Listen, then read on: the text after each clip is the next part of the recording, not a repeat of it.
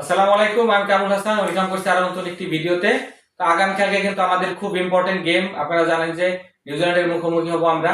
তো এই টুর্নামেন্টে টিকে থাকতে হলে কিন্তু আগামীকালকের ম্যাচে জয়ের বিকল্প নেই।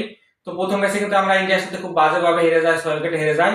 বিপরীতে কিন্তু নিউজিল্যান্ড 60 রানের ব্যবধানে স্বাগতিক পাকিস্তানকে হারিয়ে খুবই উজ্জীবিত। আমরা দেখেছি নিউজিল্যান্ড খুব রিসেন্ট টাইমে ফর্মে আছে।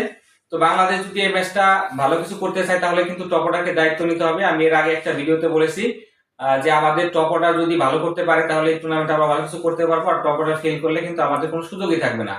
তো প্রথম ওয়ানডে আমরা দেখেছি যে তারা টপ অর্ডারের 5 জনের মধ্যে 3 জনই কিন্তু 0 রান আউট হয়ে যায়, যে জন্য কিন্তু আমরা ম্যাচটা খুব বাজেভাবে হেরে যাই ইন্ডিয়ার কাছে। তো সৌম্য এবং তানজিদ তামিমের কিন্তু যে কাউকে বড় একটা ইনিংস খেলতে হবে। পাশাপাশি কিন্তু আমাদের নাজমুল হোসেন শান্তকে কিন্তু দায়িত্ব নিয়ে ব্যাটিং করতে হবে। এরপরে মুশফিক কিন্তু আমাদের অনেকদিন ধরেই ভালো প্রুভেন পারফর্মার, তো তাকে কিন্তু এই ম্যাচে বড় একটা দায়িত্ব পালন করতে হবে। এরপরে আমাদের কিন্তু মেহেদী হাসান মিরাজ আছে, তো মিরাজেরও কিন্তু এই ম্যাচে ব্যাটিং বোলিং জ্বলে উঠতে হবে।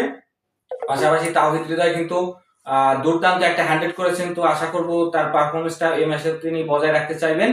এর পাশাপাশি আমি যদি বলি বাংলাদেশের এই কালকের ম্যাচটাতে কিন্তু আমি দুইটা পরিবর্তন দেখতে চাই। এক হচ্ছে নাহিদ রানা, আমরা জানি সে খুব দ্রুত গতির বোলিং করতে পারে এবং বাউন্সার দিতে পারে, তো নিউজিল্যান্ডের সাথে আমি তাকে ইনক্লুড করাইতে চাই। এবং এর পাশাপাশি Mahmudullah Riyad proven player, west ইন্ডিজেও খুব ভালো খেলছে, কি টিম ম্যানেজমেন্ট কেন যে তাকে নিল না এটা আমি বুঝতে পারতেছি না।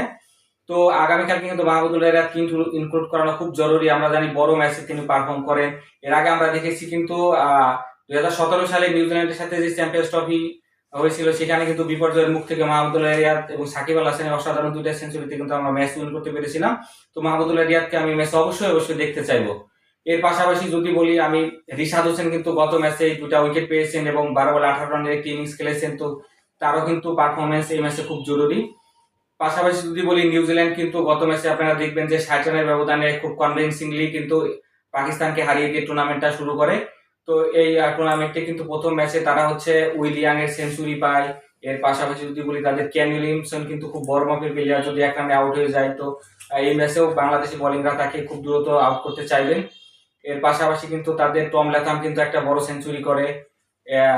এরপরে তা হচ্ছে তাদের গ্লেন ফিলিপস কিন্তু আমি বলছিলাম খুব বিধ্বংসী একটা ব্যাটিং। আপনারা দেখেছেন যে প্রথম ম্যাচে 39 বলে 61 রানের দুর্দান্ত ইনিংস খেলেন, তো তার উইকেটটাও কিন্তু এই ম্যাচে ভাইটাল হবে।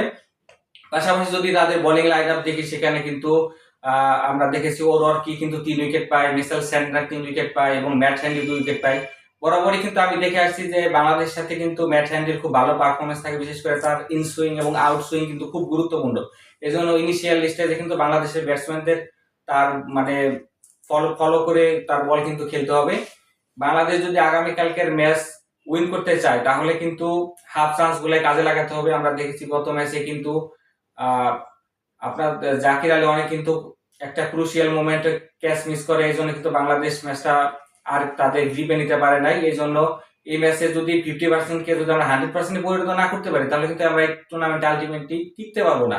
এই জন্য আগামীকালকের ম্যাচটা হচ্ছে আমার কাছে মনে হয় বাংলাদেশের এই টুর্নামেন্টে টিকে থাকার লড়াই। তো এই টুর্নামেন্টে টিকতে হলে কিন্তু অবশ্যই আগামীকালকের ম্যাচে উইন করা ছাড়া বাংলাদেশের আর কোনো রাস্তা নাই। এই জন্য টপ অর্ডারকে অবশ্যই অবশ্যই দায়িত্ব নিতে হবে। টপ অর্ডারের 3 জনের মধ্যে অবশ্যই একটা সেঞ্চুরি, একটা 50+ যদি ইনিংস করে তাহলে আমাদের পরবর্তীতে জানি মুশফিক আছে, মাহমুদুল্লাহ আছে, এরপরে তাহিদ হৃদয় আছে, তারা কিন্তু ইনিংসটাকে ক্যারি নিয়ে যেতে পারবে। কারণ হচ্ছে আপনারা দেখে থাকবেন যে নিউজিল্যান্ড কিন্তু প্রথম ম্যাচে 320 রানের ইনিংস খেলে এবং হচ্ছে ট্রায়াঙ্গেশনও কিন্তু তারা 300+ সবসময় অতিক্রম করে। এই জন্য আমরা আগে ব্যাট করি আইদার পরে ব্যাট করি সেটা কিন্তু ডাজেন্ট ম্যাটার, আমাদের কিন্তু 300 রান চেস করার মেন্টালিটি থাকতে হবে এবং আগে যদি ব্যাট করি প্রায় 350 করার কিন্তু মেন্টালিটি আমাদের থাকতেই হবে। কারণ আমরা কিন্তু গতকাল একটা ম্যাচ দেখেছি যেখানে 350 করেও কিন্তু ইংল্যান্ড কিন্তু অস্ট্রেলিয়ার সঙ্গে খুব সহজে হেরে গেছে। এই জন্য কিন্তু এই টুর্নামেন্টেতে রান হচ্ছে।